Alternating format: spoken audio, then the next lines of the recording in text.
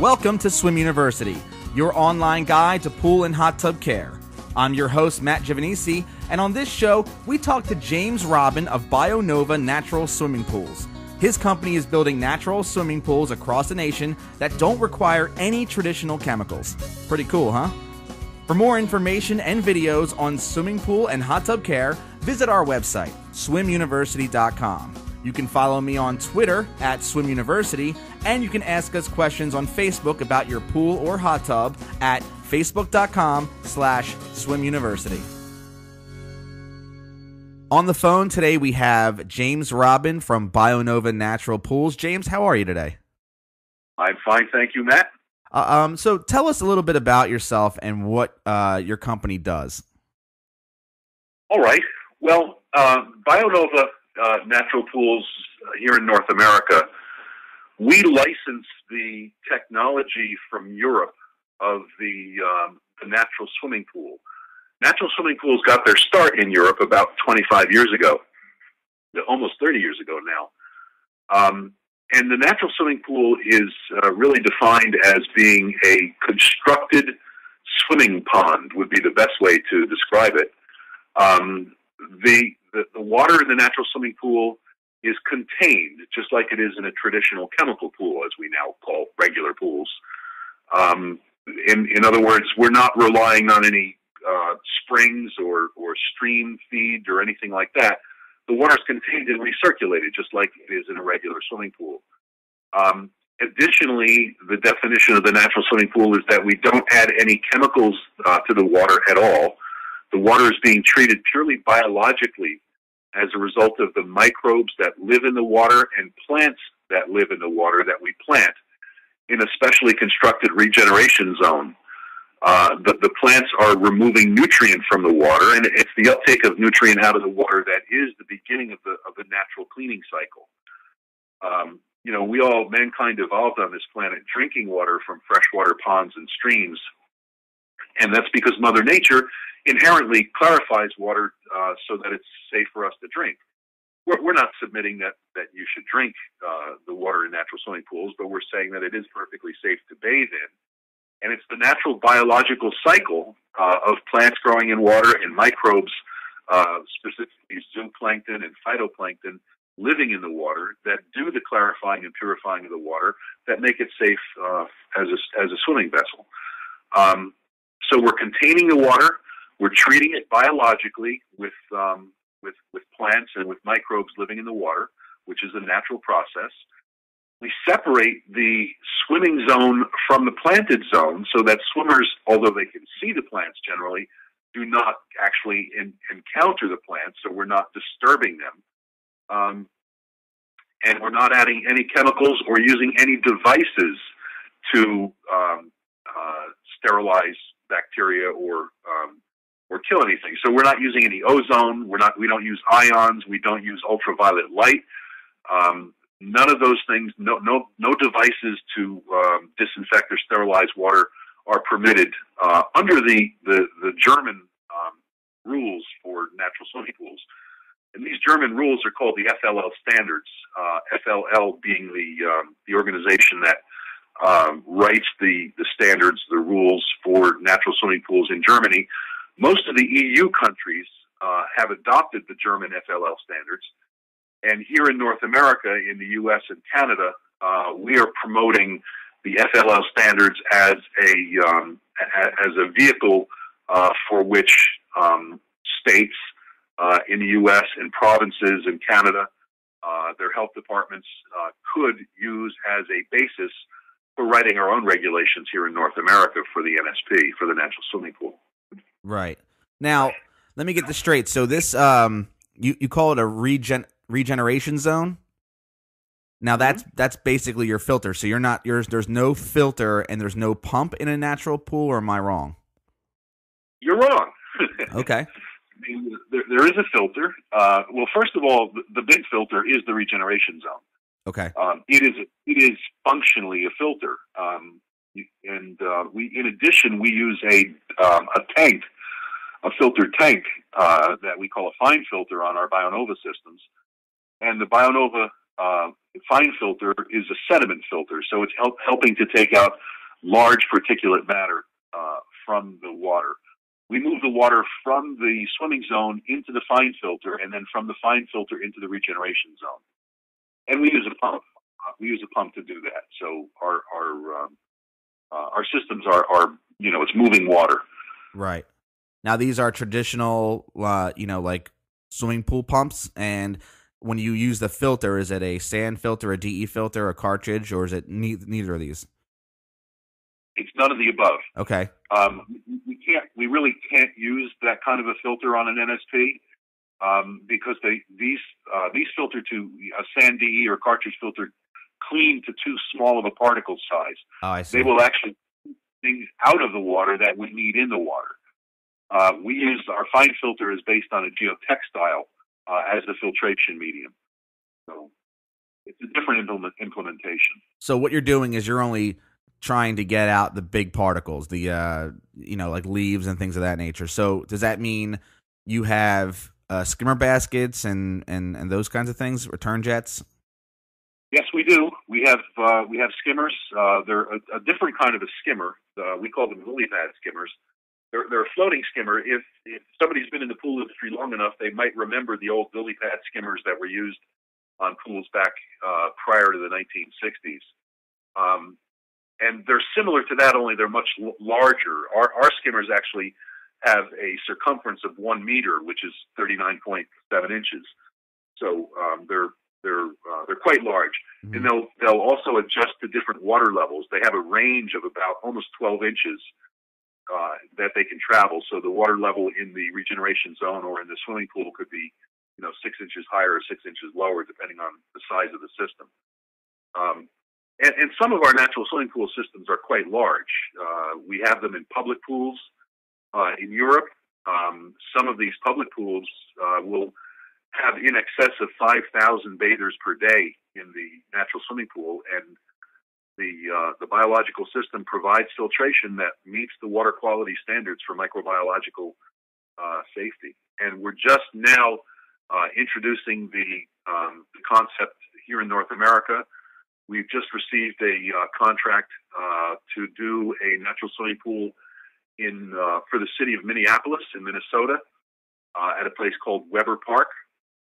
And it'll be a large natural swimming pool using our BioNova technology.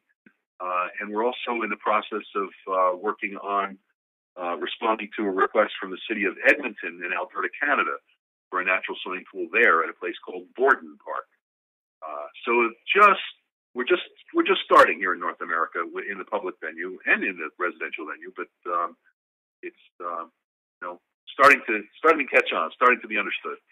So a lot of people are starting to build them in their own backyards. They're starting to. I didn't realize that there were public pools. This rejuvenation zone? What's it called? Renovation zone? What do they call it again? Regeneration zone. Regeneration zone. So the regeneration zones on these public pools. I mean, how big does a regeneration zone have to be on a regular size, 16 by 32 in-ground? Okay, well, that's two different questions. One is for the the old the venerable 16 by 32 in-ground pool residential. We would build a regeneration zone of about 500 square feet, approximately the same size as the swimming zone. Oh, in a residential. In a public pool, the rules, the FLL standards have a set of calculations to determine what the size of the regeneration zone should be as a function of a number of different variables, but one of the most important ones is the expected bather load. So we size our regeneration zone on a public pool based on the specifics of that pool as to how many people we're going to have in it, what the size of the swimming zone will be,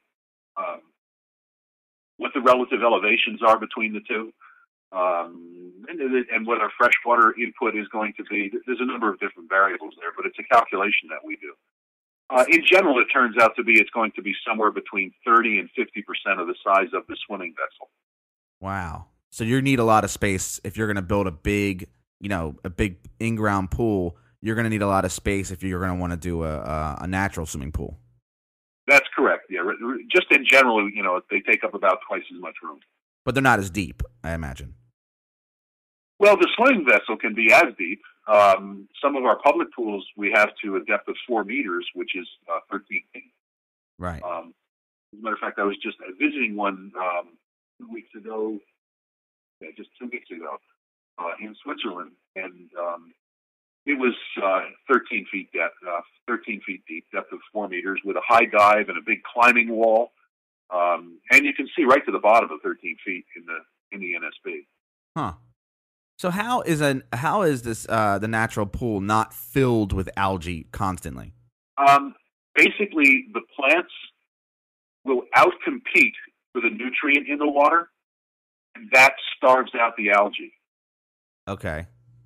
So when you do these correctly, and you know how we do this is part of our intellectual property, is to how we do it and how we control it and how we move the water and how we construct the regeneration zone and all those things. Mm-hmm. But when that's done correctly, the algae will be limited to very small amounts. There still is algae in an NSP, but it won't be objectionable amounts, and in the swimming zone.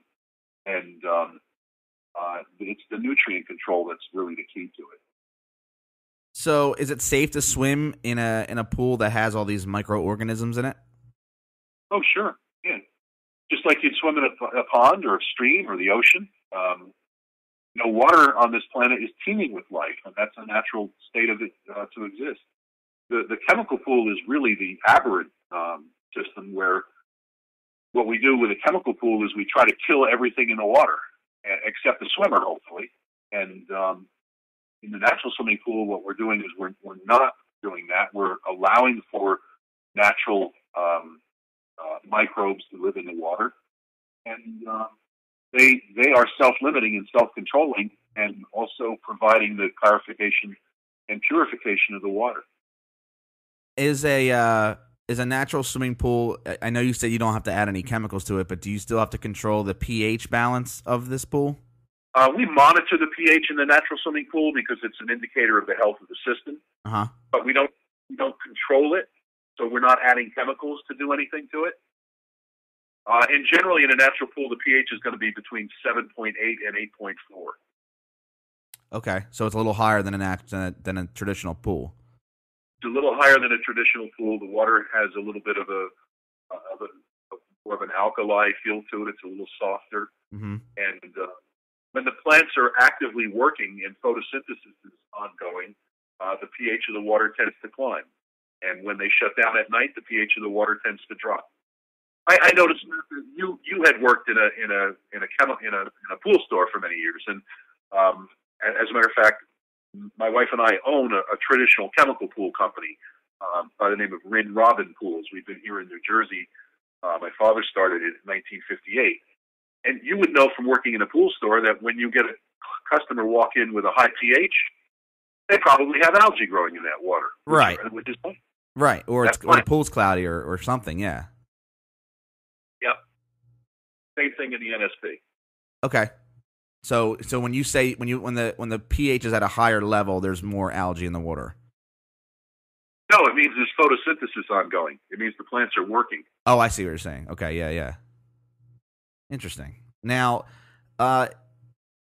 is it more expensive to put in? I imagine it is. Is it expensive to put in a natural swimming pool over a traditional swimming pool? Yes, it is. It costs about the same per square foot to build a natural swimming pool as it does to build a traditional chemical pool. Mm-hmm. But because the natural swimming pool is larger, they're going to cost more. However, you can also look at the fact that you're getting a swimming pool and you're getting a water garden. Right. And you're not spending money on chemicals every year. That's correct. And also our flow rates are much less. We use gravity a lot to move water between the swimming zone and the regeneration zone. And our flow requirements are a lot less. We also don't use pressure vessels for our filters. Our filter is open to atmosphere. We actually bubble air through it because we're looking for aeration. Mm-hmm. So our pumps are much more use a lot less energy than what you do on a traditional chemical pool. They're not pumping at full speed constantly. They're using it's almost like a small stream.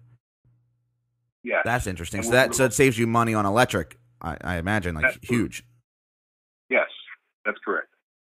That's one of the appeals actually to the public pool, because the energy consumption and the chemical consumption is dramatically less. Right. I did an analysis.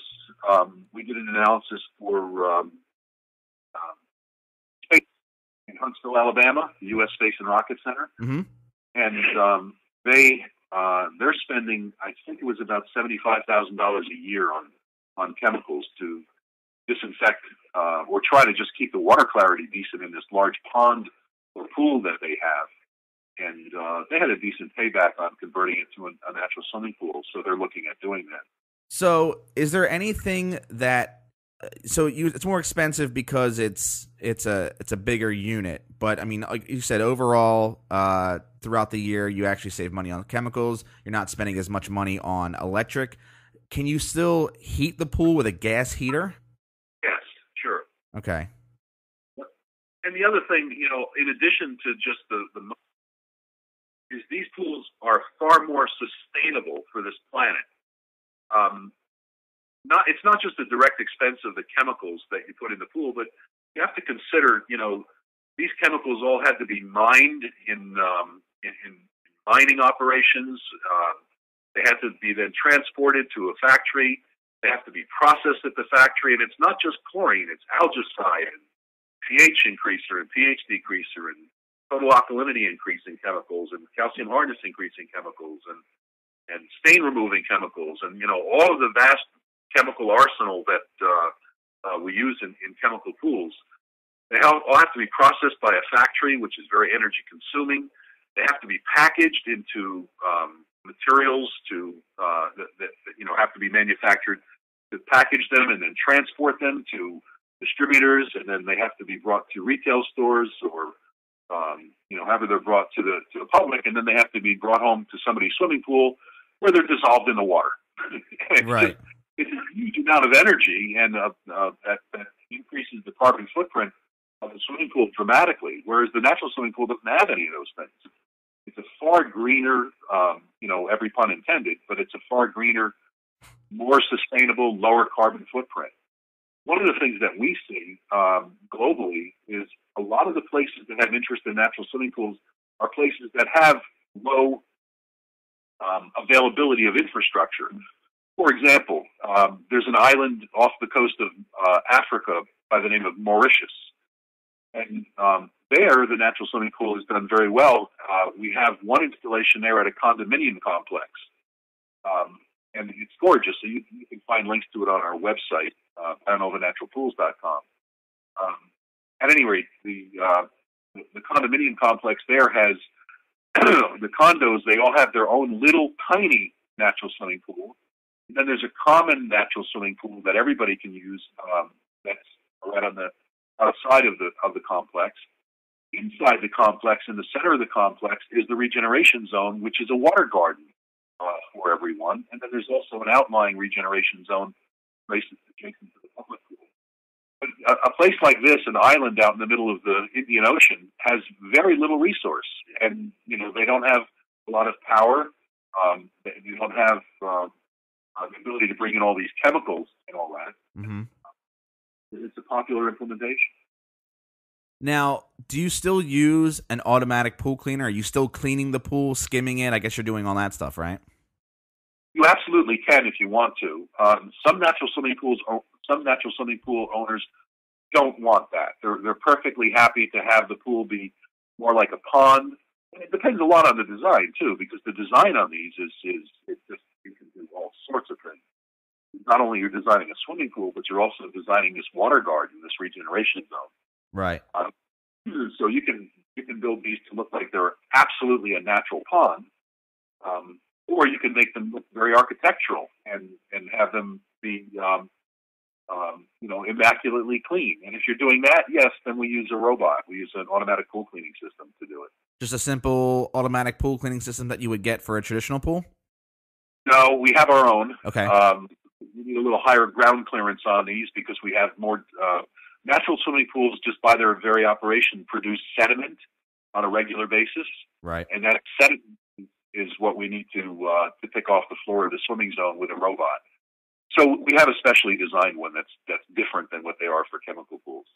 Now, what is a natural swimming pool made with? It's a concrete gunite. It's not, I guess it's not vinyl, right? Well, that's a great question, Matt. Because these started in Europe, they don't build pools the same way we do here. Using gunite to build a swimming pool in Europe is pretty much unheard of.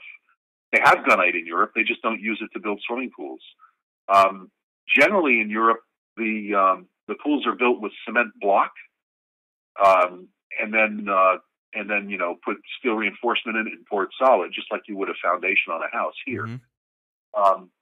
And then they use a special membrane made out of PVC or polyethylene or flexible polyolefin. There's a number of different implementations. And you'll find on our website in our most recent newsletter, the June 2012, we talk about the different types of liners that are used for natural swimming pools. But the point I want to make is in Europe, they use these same liners for traditional chemical pools.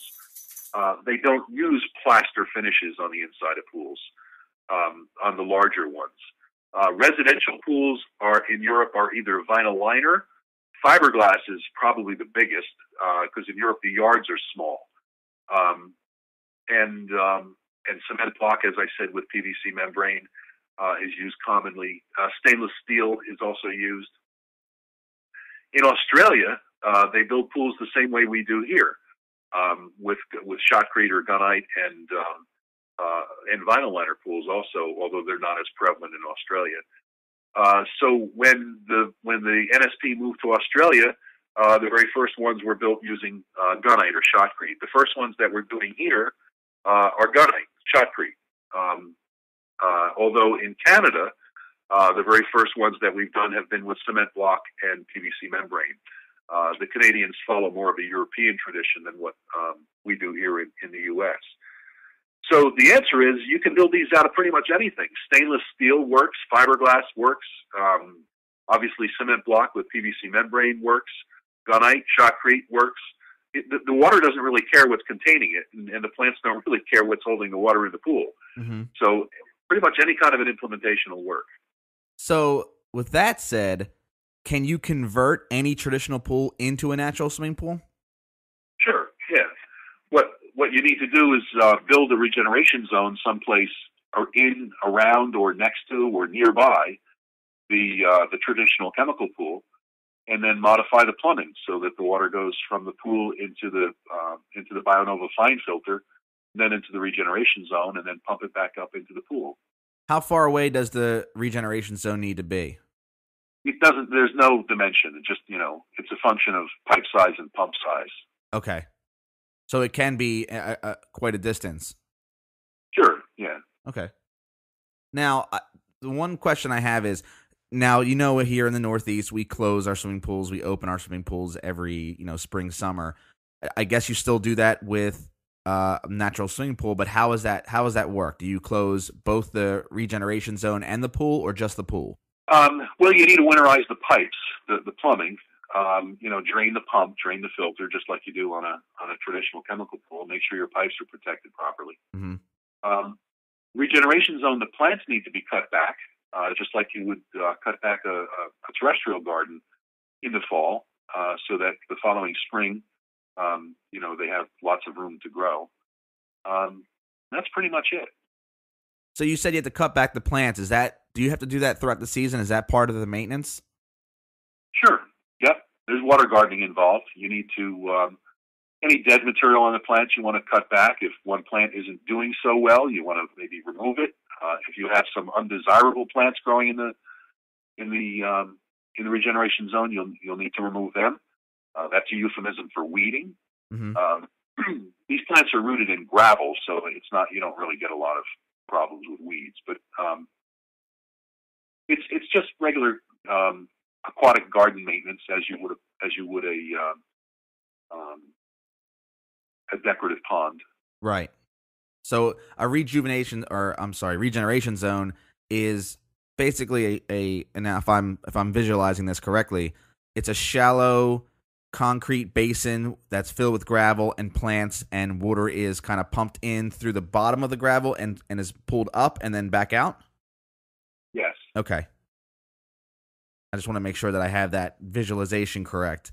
So that's, I mean, this is interesting. Do you see this thing like, do you see more and more I'm sorry, are you seeing natural pools grow more and more? Like people are starting to, find out about them and starting to purchase them, and rather than a traditional pool? Yes. Yeah. We're seeing more and more interest in them. That's for sure. The concept is here. It's new here to North America. I introduced it here to North America in 2008. My wife and I have been interested in doing natural pools for many years. And as I said before, we own and operate a traditional chemical pool company. We have 2 retail stores, so we sell pool chemicals and all those things, and have been doing that for many years. And we were designing and building more natural-looking swimming pools, and I became interested in trying to get them away from chlorine.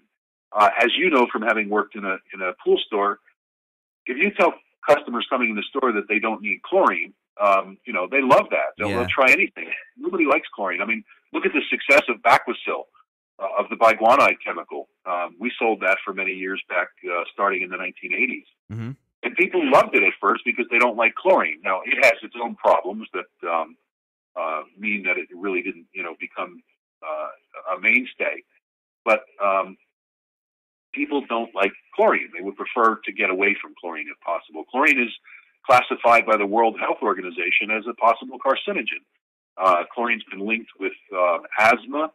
It's been linked to cyanuric acids have been linked to problems with kidneys, I believe. I mean, it's just a whole host of reasons that people don't like chlorine. So I started looking at natural, more different ways of getting away from chlorine, and we built some pools using ozone, and we tried ultraviolet and copper silver ions, and a number of different implementations.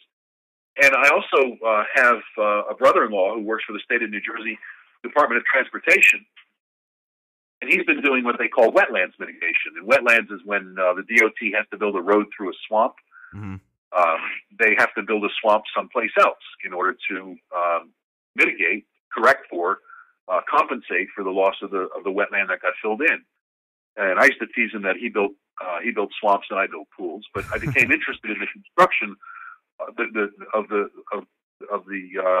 constructed wetland, the technology of it, and also in the kind of water quality that it produced. So it was interesting. And then I learned about how in Europe they were doing constructed wetland for wastewater treatment, municipal sewage treatment.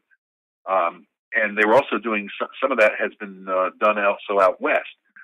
I started the research on the internet, maybe using constructed wetland technology to filter, clarify, purify swimming pool water, and I found they've been doing it in Europe for 25 years. So I have my wife graduated from high school in Frankfurt, Germany. So she lived in Germany for a couple of years and liked Germany a lot. We've been to Germany a couple of times over the years. I actually have an MBA in international management with a concentration in German, which I didn't use for many years, but it wasn't difficult at all to say to my wife, hey, why don't we go to Germany and find out about these natural swimming pools? So we went first in the spring of '07, and then we went back in the fall of '07 to a trade show in Cologne, Germany. And we looked at all the different natural swimming pool systems on the market in Europe, decided we had the best relationship and liked the technology and the people the best at BioNova. And they invited us to a week-long training program in Bad Bleiberg, Austria in January and February of '08. And we went there. We met with BioNova partners from all over the world, from South Africa, from Australia, Turkey, Lebanon, England, France, Spain, etc., Germany, Austria, Italy. And it was a week-long training program. It was just fascinating to see the depth of the knowledge that they had accumulated over the years on natural swimming pools. And, I come from a background that's really deep in the pool business here in the U.S. So we negotiated with them and have a license now to market the BioNova technology in North America. So what we're doing here in North America is selling licenses to potential dealers, to people who are interested in becoming dealer partners for BioNova, to companies all over North America. And there are companies like my own regular pool company. We're looking for dealer partners who are already entrenched with selling pools or ponds, if they're pool builders or if they're high-end landscape contractors. And they're already entrenched with selling high-end landscape pool projects in residential backyards. Then we provide them with the ability to use our technology, use our marketing support, use our technical support to add this into their business and have the natural swimming pool be something that they can offer along with what they already do. And then we also do consulting to municipalities like the city of Minneapolis to do the design and construction of a natural swimming pool in public parks, as I said before. And then we also will contract with homeowners who are maybe in a place where we don't have a dealer partner and are interested in building a natural swimming pool. We will do the design and the technical drawings for them, and then we'll either build it ourselves from our people here based out of New Jersey. I also have a company that's kind of a gypsy who wanders all over and will build pretty much anywhere. Or we will try to recruit a dealer partner in the market where we have an NFC to build. So that's what the company is doing. So how does someone find out about becoming a dealer? Well, they could contact me directly. Just email us at partner@bionovanaturalpool.com, bionovanaturalpools.com. And we have, we talk with them about what we do and what's involved. And then what happens if a residential customer wants to get a natural pool built? How do they contact you? Generally on the web. I get quite a few leads every day. People interested in from all over actually. People interested in having a natural swimming pool installed in the yard or in converting a chemical pool that they have into a natural swimming pool. And we reach out to every one of them. I have a couple of people on staff who just spend all of their time getting back to people and disseminating the information as to what they need. So the website is BioNovaNaturalPools.com. Yes, BioNovaNaturalPools.com. And are you guys anywhere else on the internet that we would like to know about? No, you can get, that's the spot to go, BioNovaNaturalPools.com.